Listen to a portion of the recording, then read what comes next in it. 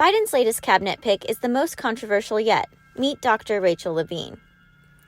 On Tuesday morning, President-elect Joe Biden announced his new nomination for Assistant Secretary of the Department of Health and Human Services, Dr. Rachel Levine.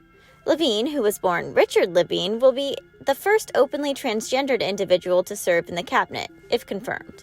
And while that first may raise some eyebrows, it is Rachel's record as a public servant that has many outraged with the appointment.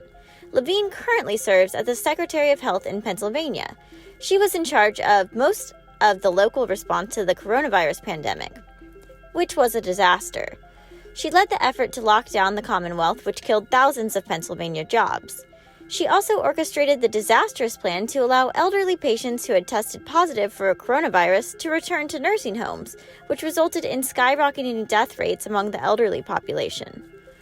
While she claimed that this was a perfectly good idea for most Pennsylvanians, Levine actually moved her own mother out of a nursing home during this time, perhaps acknowledging the risk of her own terrible policymaking.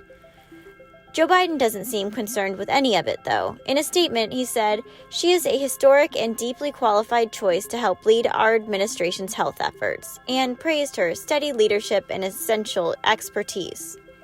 Good luck, America. It might surprise you that President Trump only participated in this single presidential transition tradition.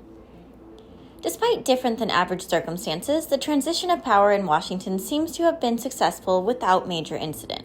This week, Joe Biden was sworn into office in a COVID-friendly ceremony with few guests and no audience. Donald Trump left peacefully for Florida early in the morning after speaking briefly with a crowd of about 500 staffers and supporters at Joint Base Andrews, before the inauguration even started. The 45th president is the first modern president to leave the White House without participating in the inaugural ceremony. He also did not welcome President-elect Joe Biden to the White House the morning of the event. Out of all the transitional traditions, President Trump is only known to have participated in one. Bloomberg and CNN have confirmed that he left a letter for Joe Biden in the Oval Office.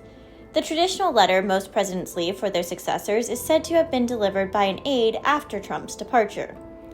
The contents of the note remain unclear, but hopefully someone will release all the good details to the press soon. Biden's Day 1 executive orders are pretty controversial already, and here's why. Just hours after President Biden took the oath of office, he headed straight to the White House to start dismantling the legacy of President Trump. He signed several executive orders and memos reversing key Trump policies. Most notably, Biden pledged to stop the construction of the southern border wall and the Keystone XL pipeline. He also agreed to rejoin the liberal energy treaty, the Paris Climate Accords. And while radicals praise Biden's action, the whole agenda is stirring up controversy with moderates and conservatives. For one big reason. Working-class Americans do not benefit from any of it. In fact, they're probably hurt by it. So who does it help? Well, the Paris Agreement benefits China. Canceling the Keystone XL benefits Russia. Halting construction on the border wall, that benefits Mexico and illegal immigrants.